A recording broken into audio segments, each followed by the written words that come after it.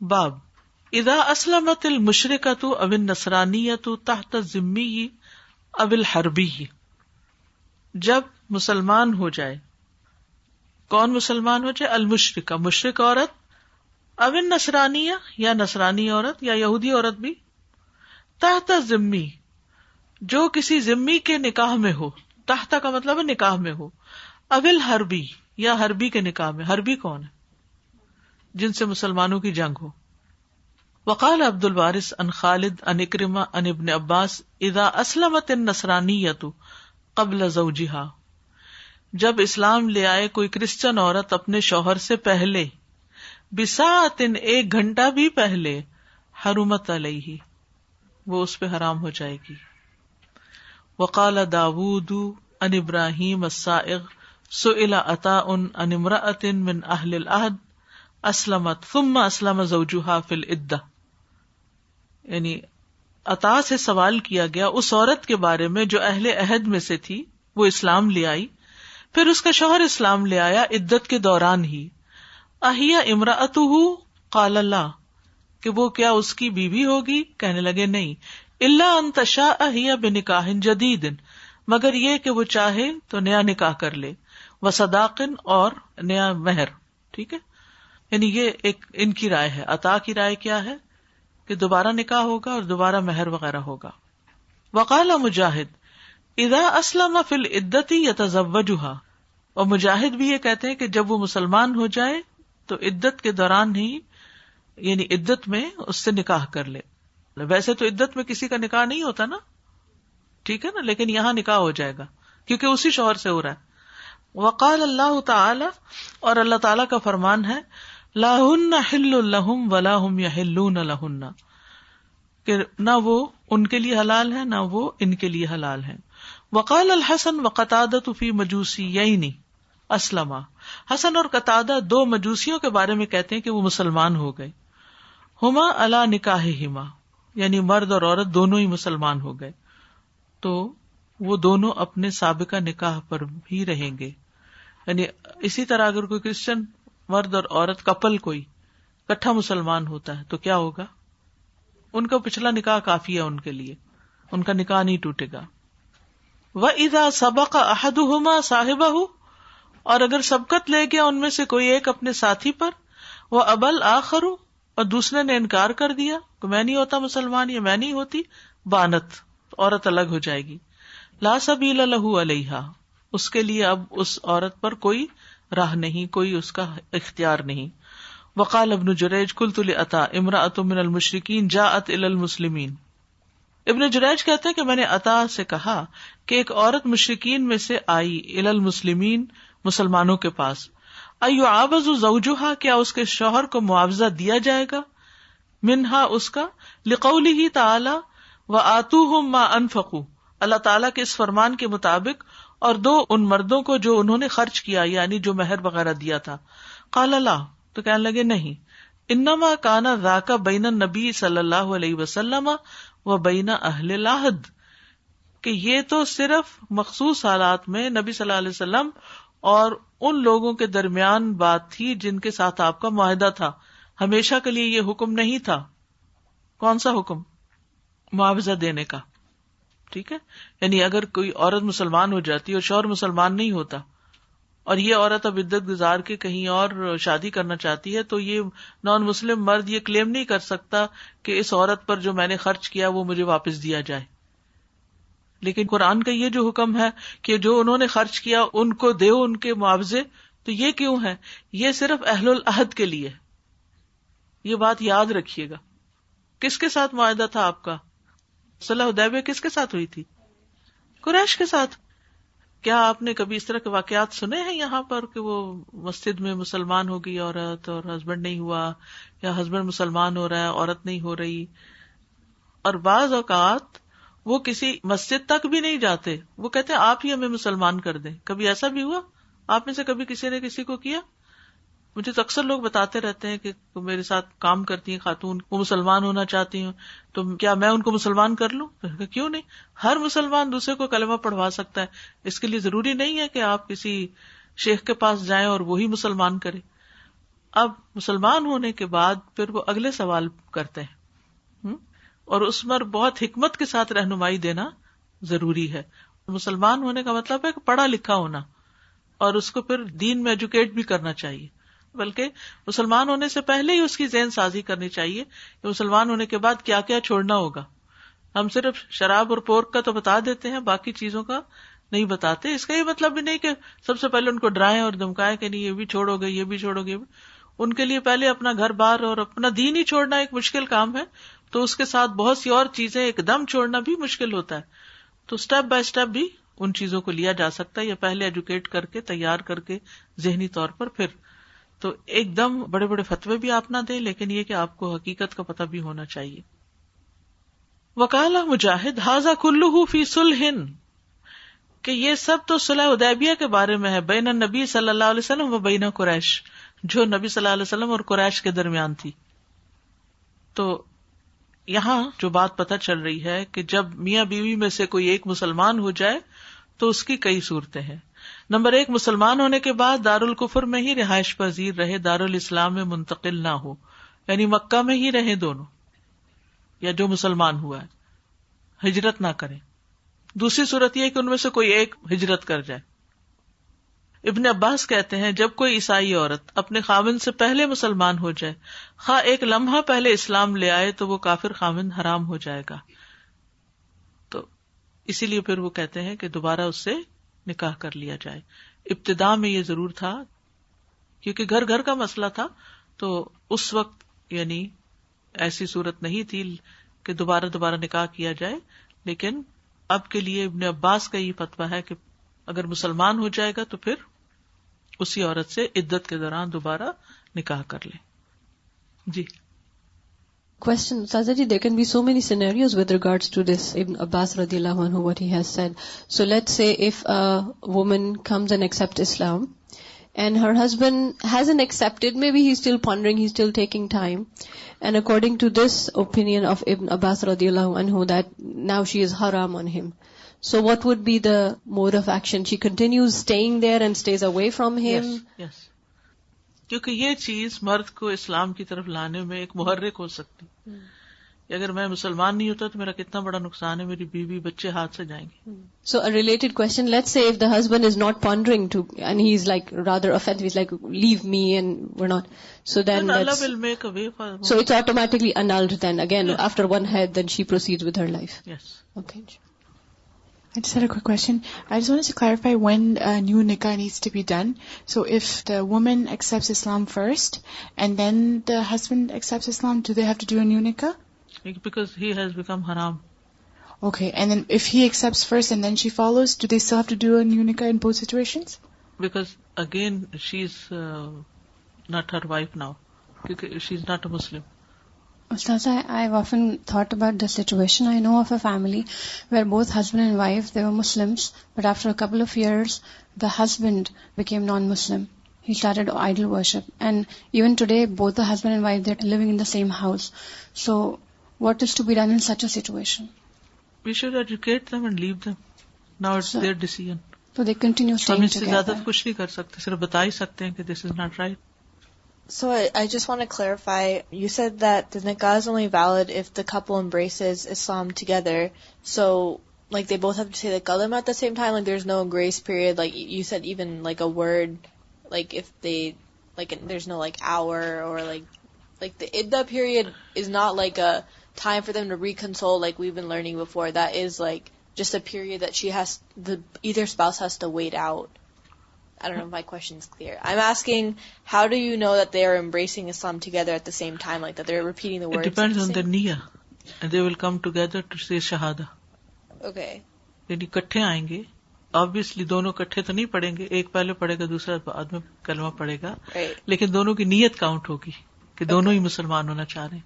Okay, and that period is not like a reconciling اس میں یہاں period. سب کو عدت کی ضرورت نہیں، کچھ بھی نہیں.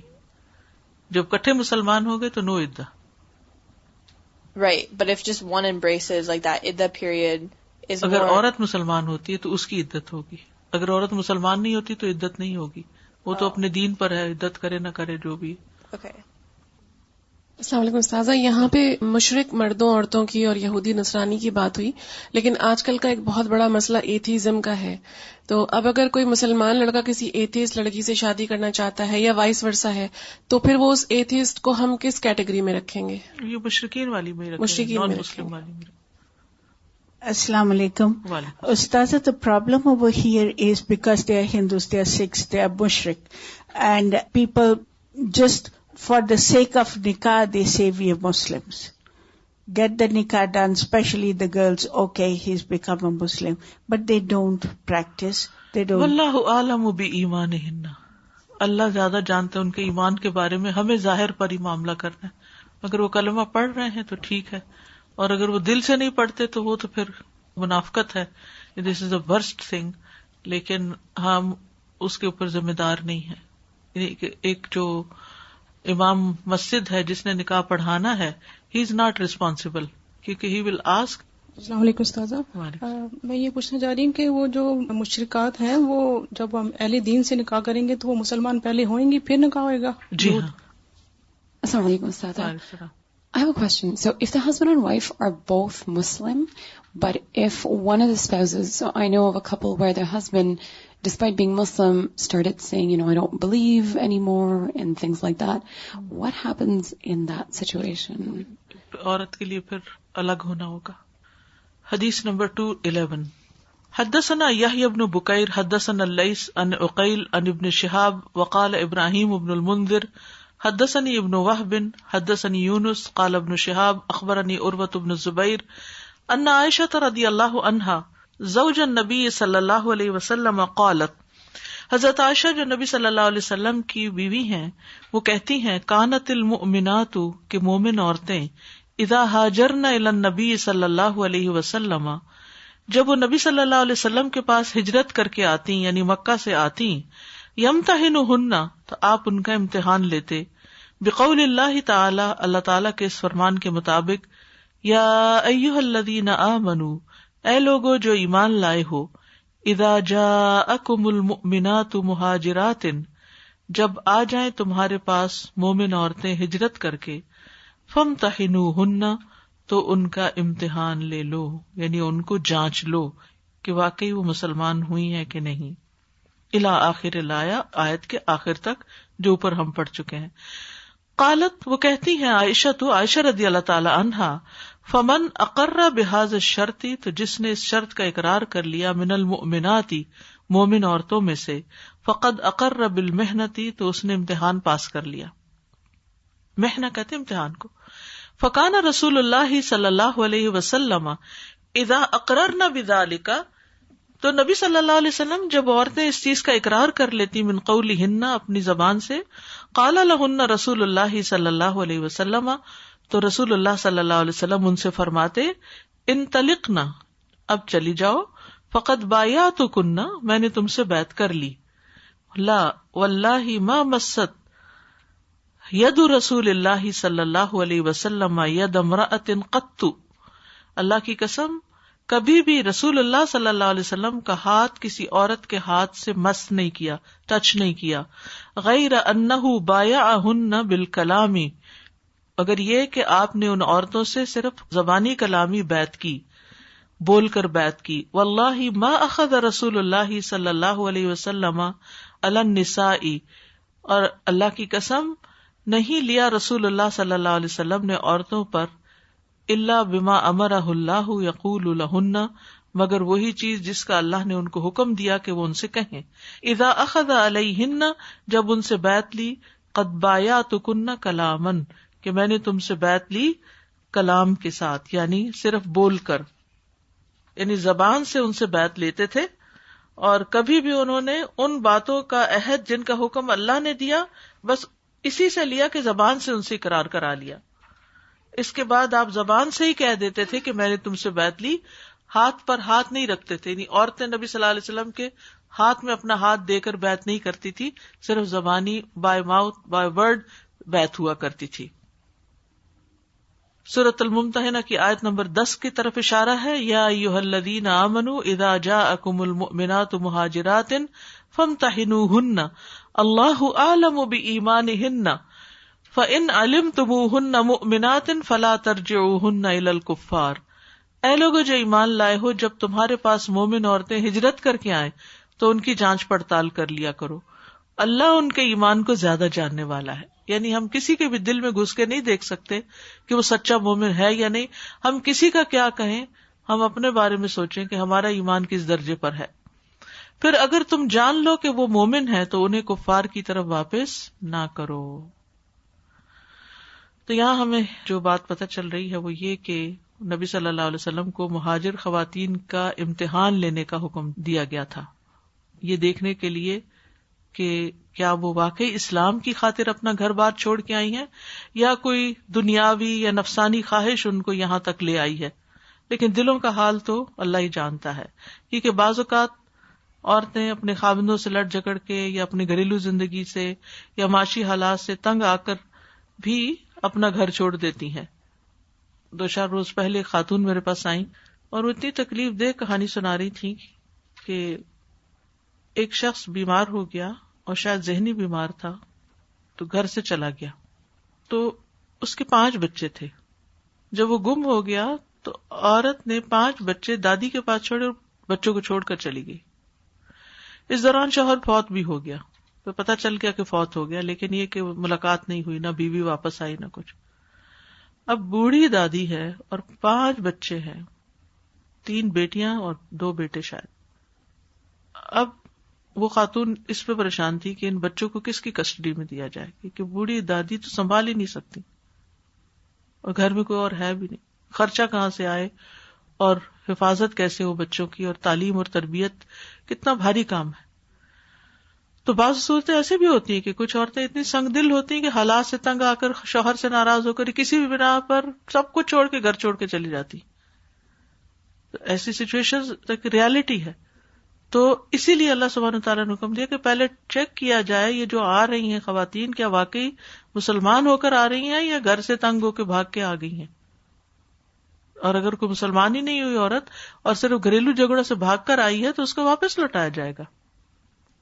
اور مہاجر خواتین کے بیعت کے لیے حضرت عمر رضی اللہ عنہ کا انتخاب کیا گیا تھا، چونکہ مخاطب مومن حضرات بھی تھے.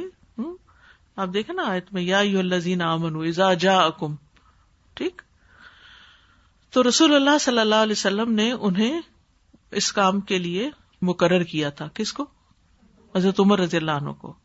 اور وہی مدینہ طیبہ پہنچنے والی خواتین کا امتحان لیتے تھے. پھر حضرت عمر کا امتحان تو آپ جان سکتے کہ ایگزامینر جو ہے اگر سخت ہو تو پھر امتحان بھی سخت ہوتا ہے.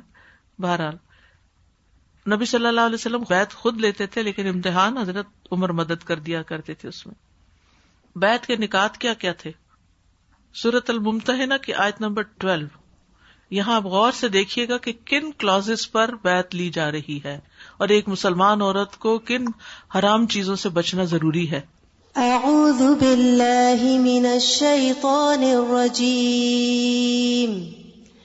یا ایھا النبی اذا جاءک المؤمنات يبايعنك على ألا يشركن بالله شيئا ولا يسرقن ولا يزنين ولا يقتلن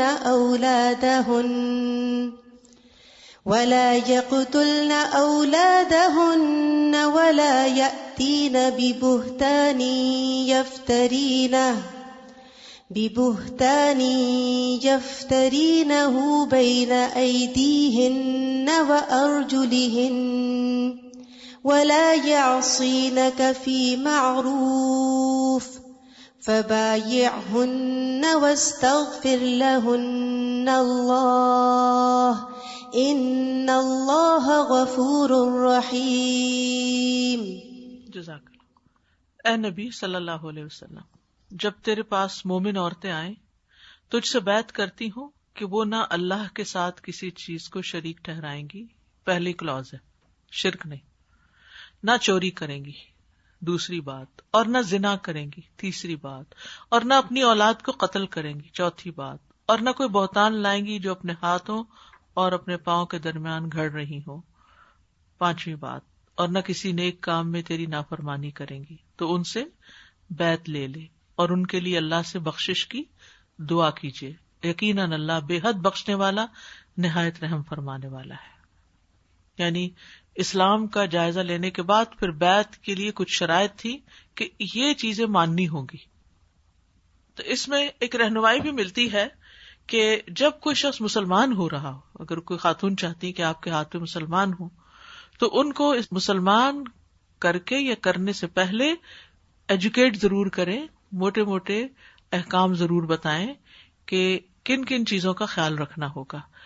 ایمانیات کے جو 5 چیزیں ہیں، یعنی آمنت باللہ و ملائکتہ و کتبہ و رسلہ والیوم الآخر، اور چھٹا والقدر خیرہ و شرہ، یہ 5 چیزیں ایکسپلین کر دیں بریفلی، اور اس کے بعد نماز، روزہ، حج، زکوٰۃ کا بتا دیں، اور اس کے بعد یہ جو باتیں ہیں ان کا بتا دیں کہ یہ اسلام کے شعار ہیں۔ نبی صلی اللہ علیہ وسلم نے عید کے دن بھی بیعت لی۔ ابن عباس کہتے ہیں کہ میں عید الفطر کی نماز میں اللہ کے نبی صلی اللہ علیہ وسلم، ابو بکر، عمر اور عثمان رضی اللہ عنہم کے ساتھ حاضر ہوا ہوں۔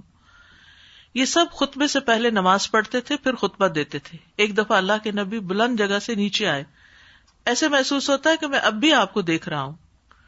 جب آپ اپنے ہاتھوں سے مردوں کو بٹھا رہے تھے، پھر ان کے درمیان سے راستہ بناتے ہوئے آگے بڑھے، حتیٰ کہ عورتوں کے قریب تشریف لے آئے۔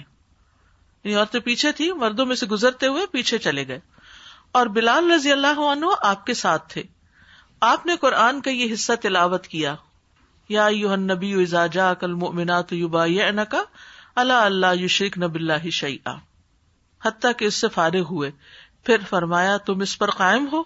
تو ایک عورت نے، جبکہ آپ کو اس کے علاوہ ان میں سے کسی نے جواب نہیں دیا کہ ہاں ہم اس پہ قائم ہیں اے اللہ کے نبی۔ اس وقت نہیں پتا چل رہا تھا کہ وہ کون ہے، تو بہرحال آپ نے خواتین سے ایک طرح سے بیعت لی۔ جی، مین اینڈ ویمن ہینڈ شیک کے معاملے میں بھی یہاں میرا بہت تھی، عام طور پہ بھی بالکل، کیونکہ بعض اوقات یہ کہتے ہیں یہ تو بزرگ آدمی ہیں، یہ تو نیک ہیں، یہ تو شیخ صاحب ہیں، یہ تو دینی پیشوا ہیں، تو روحانی رہنما ہیں، تو ان کے ساتھ ہاتھ ملانے میں کیا فرق پڑتا ہے؟ نہیں، کوئی بھی ہو جو نان محرم ہے وہ نان محرم ہی ہے۔ اللہ کے رسول صلی اللہ علیہ وسلم سے بڑھ کر پاکیزہ کون ہوگا؟ تو جب آپ نے نہیں کسی عورت سے ہاتھ ملایا، تو پھر کسی اور کو یہ کہنا کہ نہیں ہماری نیتیں بڑی صاف ہیں اور ہمارا دل اچھا ہے تو اس لیے کوئی حرج نہیں۔ اسی طرح آپ دیکھیے کہ بعض اوقات لوگ نان محرم رشتے داروں سے گلے مل رہے ہوتے ہیں، کبھی سر پہ ہاتھ پھیر رہے ہوتے ہیں، کبھی اور اسی طرح ساتھ جڑ کے بیٹھ جاتے ہیں، تو ان ساری چیزوں سے پرہیز کرنا چاہیے۔ Sorry, sometimes we get this question over here when they take oaths, when they become citizens. So then the person, I don't know, whoever's the lead of the ceremony, they're wearing a glove generally, and they would want the oath taking every single person to come and shake hands with them with that, whether man or woman. So I've heard a few sisters asking that, he's wearing a big thick glove. Do we take the oath that way or not? اگر بچ سکتے ہیں تو بچنا ہی چاہیے، لیکن اگر big تھک گلو ہے تو اسکن سے اسکن تو ٹچ نہیں کرے گی، تو آپ بھی ایک بگ تھک گلو پہن لیں۔ باب قول اللہ تعالی للذین یؤلون من نسائہم تربص 4 اشہر فإن فاؤوا فإن اللہ غفور رحیم وإن عزموا الطلاق فإن اللہ سمیع علیم فإن فاؤوا رجعوا۔ للذین یؤلون من نسائہم تربص 4 اشہر فَإِن فَاءُوا فَإِنَّ اللَّهَ غَفُورٌ رَّحِيمٌ وَإِنْ عَزَمُوا الطَّلَاقَ فَإِنَّ اللَّهَ سَمِيعٌ عَلِيمٌ۔ جزاک اللہ۔ ان لوگوں کے لیے جو اپنی عورتوں سے قسم کھا لیتے ہیں 4 مہینے انتظار کرنا ہے، پھر اگر وہ رجوع کر لیں تو بے شک اللہ بے حد بخشنے والا نہایت رحم والا ہے، اور اگر طلاق کا پختہ ارادہ کر لیں تو بے شک اللہ سب کچھ سننے والا، سب کچھ جاننے والا ہے۔ ایلا کا مسئلہ آ گیا ہے، اور یہ بھی اکثر سوال آتا ہے کہ 10 سال سے سیپریشن ہے، کیا نکاح ہے باقی؟ یہ سوال کبھی کسی نے پوچھا آپ سے؟ یا جب اس طرح کی سچویشن ہوتی تو ہم خود بھی سوچتے ہیں کہ پتہ نہیں اب یہ دوبارہ واپس اکٹھے ہو سکتے ہیں یا نہیں۔ کئی دفعہ 20 سال لوگ روٹھنے کے بعد پھر مان جاتے ہیں اور دوبارہ اکٹھے ہو جاتے ہیں، تو کیا دوبارہ نکاح ہوگا یا وہ پہلے والا نکاح ابھی ویلڈ ہے؟ اس مسئلے کو بھی اچھی طرح سمجھ لیجیے۔ ان لوگوں کے لیے جو اپنی عورتوں سے قسم کھا لیتے ہیں 4 مہینے انتظار کرنا ہے. یعنی کس بات کی قسم کھا لیتے ہیں کہ ہم کوئی بول چال یا کوئی جسمانی تعلق نہیں قائم کریں گے. پھر اگر وہ رجوع کر لے تو بے شک اللہ بے حد بخشنے والا نہایت رحم والا ہے. اور اگر طلاق کا پختہ ارادہ کر لے تو بے شک اللہ سب کچھ سننے والا، سب کچھ جاننے والا ہے. اس کو شریعت کی اصطلاح میں ایلا کہتے ہیں. ایلا کہتے ہیں اپنی بیوی سے تعلق نہ رکھنے کی قسم کھا لینا. بیوی سے تعلق نہ رکھنے کی قسم کھانا، کہ مرد کہے کہ میں قسم کھاتا ہوں کہ آج کے بعد میں تم سے کوئی تعلق نہیں رکھوں گا.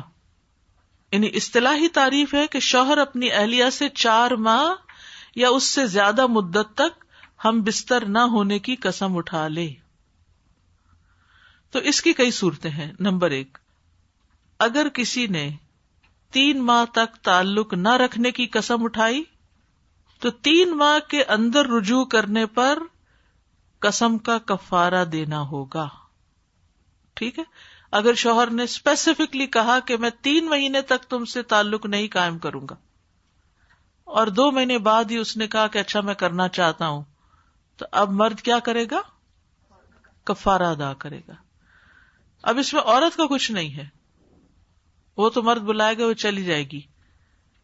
اگر وہ کفارہ نہیں دیتا تو وہ گناہگار ہوگا. اب اس کو جگہ جگہ پھر کے فتویٰ لینے کی ضرورت نہیں کہ میرے میاں نے قسم کھائی تھی پھر کفارہ نہیں دیا تو میں کیا کروں. آپ کو کچھ بھی نہیں کرنا، ریلیکس. وہی ذمہ دار ہے اس بات کا کہ اس نے کیا کہا اور کیا کہہ کے اس میں سے نکلے گا. 3 مہینے کے بعد رجوع کیا، قسم پوری کر لی تو کوئی کفارہ نہیں. یعنی 3 مہینے کا کہا، 3 مہینے گزر گئے، قسم کا کفارہ نہیں.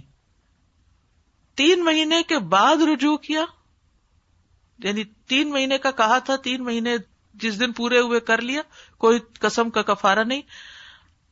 اب 3 مہینے کے بعد رجوع نہیں کیا، ٹھیک ہے، تو پھر کیا ہوگا؟ 4 مہینے کی مہلت دی جائے گی اس کو. 4 مہینے تک اس کو ٹائم دیا جائے گا. اگر وہ رجوع نہ کرے تو اسے حاکم وقت کے پاس لایا جائے گا، اور اسے اس وقت تک نہیں چھوڑا جائے گا کہ جب تک وہ طلاق نہ دے دے. رجوع نہ کرنے پر خود بخود طلاق نہیں ہوگی. اگر وہ نہیں رجوع کرتا اور کوئی حاکم وقت بھی نہیں ہے اور کوئی اس کو پوچھنے پکڑنے والا نہیں، تو طلاق خود سے خود نہیں ہو جائے گی. ٹھیک ہے. حدثنا اسماعیل ابن ابی اویس عن اخیہ عن سلیمان عن حمید الطویل انہ سمع انس بن مالک یقول آلى رسول اللہ صلی اللہ علیہ وسلم من نسائہ وکانت انفکت رجلہ. رسول اللہ صلی اللہ علیہ وسلم نے قسم کھائی اپنی بیویوں سے تعلق نہ رکھنے کی. وکانت انفکت رجلہ، اور آپ کے پاؤں میں موچ آ گئی تھی یا پاؤں میں تکلیف ہو گئی تھی. فاقام فی مشروبۃ لہ، تو آپ اپنے اوپر کے کمرے میں قیام پذیر رہے. 29 29 دن تک. ثم نزل، پھر اترے. فقالوا یا رسول اللہ، تو لوگوں نے کہا اللہ کے رسول، آلیت شہرن، آپ نے 1 مہینے کی قسم کھائی تھی. فقال الشہر 29، آپ نے فرمایا مہینہ 29 دن کا بھی ہوتا ہے.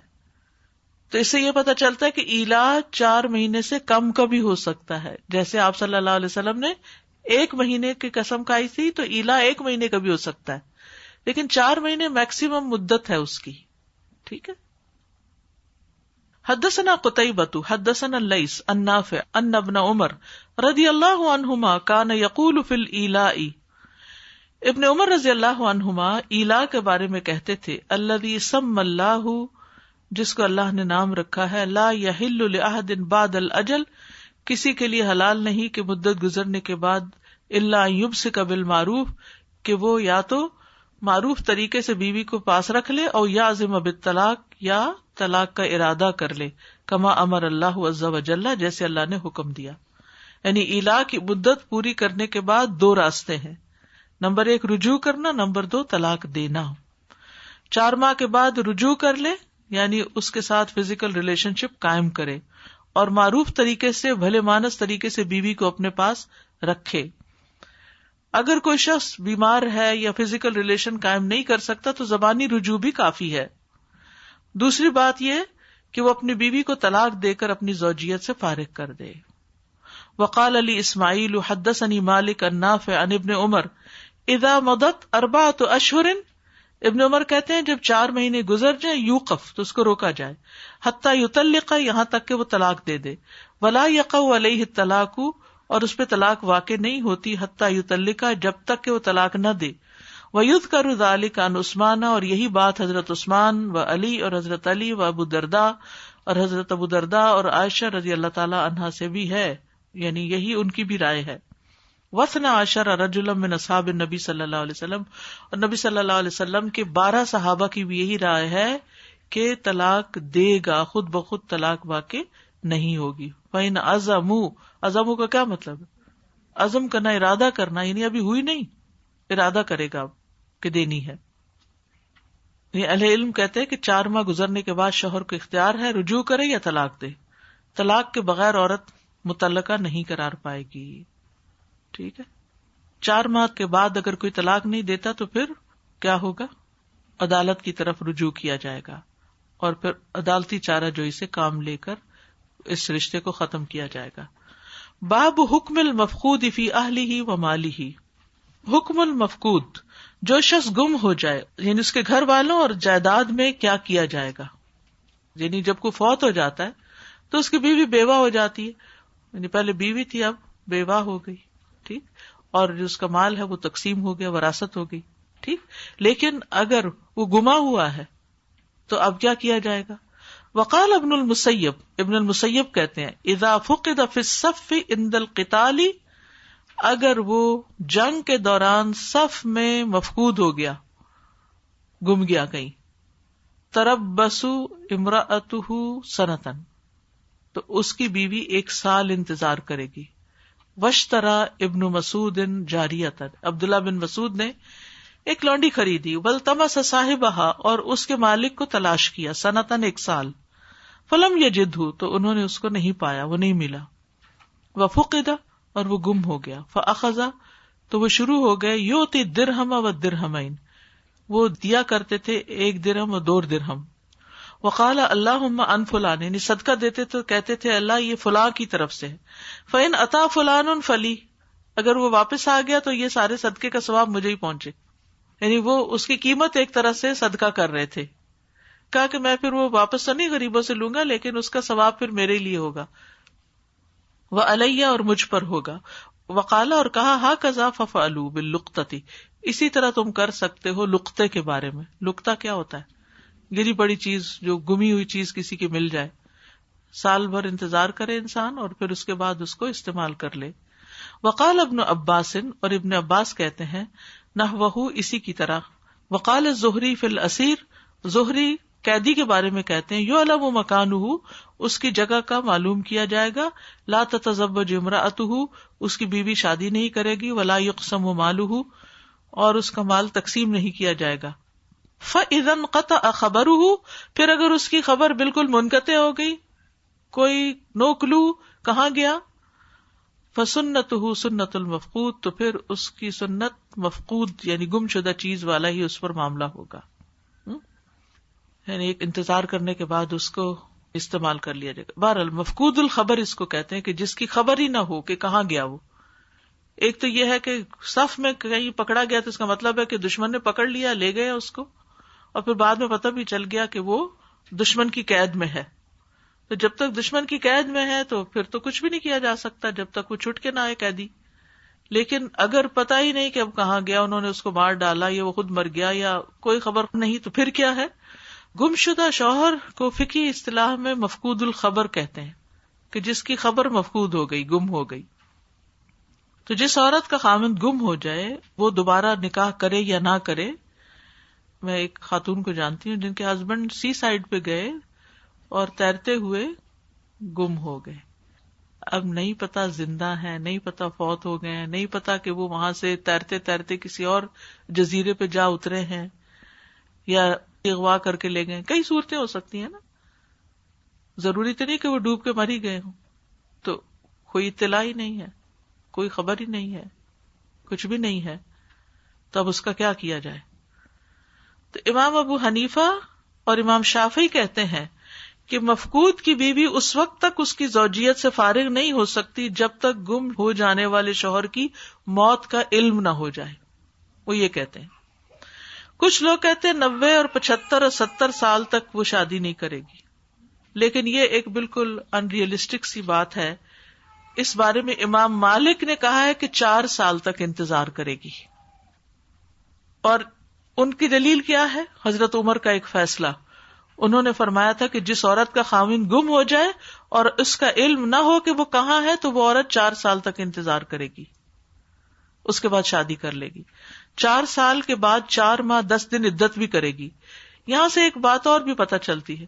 بعض لوگ کہتے ہیں کہ عورت ایک ملک میں تھی اور مرد دوسرے ملک میں تھا، اب نکاح کے بعد بس چند دن کے لیے ملاقات ہوئی تو کیا اب بھی عدت ہوگی؟ یہ کوشچن بہت آتا ہے کہ اتنے سال سے عورت ماں باپ کے گھر تھی، پھر شوہر نے طلاق دے دی، تو کیا اب عدت ہوگی؟ کیا کہتے ہیں آپ؟ جی عدت ہوگی، چاہے 10 سال سے ان کی آپس میں ملاقات نہیں ہوئی، لیکن چونکہ وہ پہلے میاں بیوی کے طور پہ زندگی بسر کر چکے ہیں تو یہ عدت اب بھی ہوگی. یہ بہت کامن کوشچن ہے جو پوچھا جاتا ہے، مجھ سے بارہا یہ پوچھا گیا، کیونکہ لوگ یہ سمجھتے ہیں کہ عدت کا مقصد صرف استبراء رحم ہے. تو ان کا کہنا یہ ہے کہ 10 سال تک نہیں ملے تو اب کیا عدت، اب فوراً ہی فارغ ہو جائے. نہیں، پھر بھی عدت ہے. اور آپ دیکھیے کہ امام مالک کا یہ نقطہ نظر جو ہے یہ زیادہ پریکٹیکل ہے، اور بہرحال مدت کا تعین قاضی بھی کر سکتا ہے کہ کیا سچویشن ہے، کیا حالات ہیں. آج کل کے دور میں چونکہ انفارمیشن بہت لینا دینا آسان ہو گئی ہے، تو اس لیے اس مدت کو کم بھی کیا جا سکتا ہے. ٹھیک ہے، یعنی اجتہاد کیا جا سکتا ہے اس معاملے میں. اب انٹرنیٹ کے ذریعے آپ دیکھیے کہ لمحوں میں خبر ادھر سے ادھر پہنچ جاتی ہے. امام بخاری کے نزدیک مدت 1 سال ہے، کیونکہ وہ کیا کہتے ہیں جیسے کوئی چیز گم ہو جائے تو اس کو 1 سال تک رکھ کے پھر استعمال کر سکتے ہیں، تو مفقود الخبر کی بھی مدت جو انتظار کی ہے وہ 1 سال ہوگی. اسی لیے امام بخاری اس کو لقطہ پہ قیاس کر رہے ہیں، یعنی وہ حدیث امام بخاری اسی وجہ سے لے کر آئے ہیں. اس میں یہ بھی ہے کہ اگر تکلیف ہو یا پریشانی ہو تو عورت عدالت سے رجوع کر کے نکاح فسخ کرا سکتی ہے. وہ آئے یا نہ آئے یہ ایک الگ بات ہے، لیکن یہ بھی صورت جیسے خلا وغیرہ میں ہوتا ہے. اور یہ بھی یاد رکھیے کہ عدالت کے نوٹس میں لانے کے بعد انتظار کی مدت شروع ہوگی، 1 سال یا 2 سال، جب عدالت کو اپروچ کرے گی عورت. اگر شوہر اس مدت میں نہ آئے تو عدالت 1 سال کی مدت کے اختتام پر نکاح فسخ کر دے گی، اور شوہر کو عورت مردہ تصور کر کے 4 ماہ 10 دن عدت گزارے گی. اس کی عدت کتنی ہے؟ 1 مہینہ نہیں ہے، بیوہ والی عدت ہے. امام مالک سے پوچھا گیا اگر کوئی عورت عدالت کے نوٹس میں لائے بغیر اپنے گم ہو جانے والے شوہر کا 4 سال تک انتظار کرے تو کیا اس مدت کا اعتبار کیا جائے گا؟ امام مالک نے جواب دیا اگر وہ اس طرح 20 سال بھی گزار دے تو اس کا کوئی اعتبار نہیں ہوگا. اس معاملے کو عدالت میں لانا ضروری ہے. یعنی جیسے گاڑی گم جائے تو آپ کیا کرتے ہیں؟ رپورٹ لکھواتے ہیں نا. تو اسی طرح اگر کوئی انسان گم جاتا ہے تو رپورٹ لکھواتے ہیں کہ نہیں؟ لکھواتے ہیں نا. بس جس دن آپ نے رپورٹ لکھوائی اس دن سے مدت کاؤنٹ ہو جائے گی. واضح؟ سبحانک اللہم و بحمدک اشہد ان لا الہ الا انت استغفرک و اتوب الیک. السلام علیکم و رحمۃ اللہ وبرکاتہ.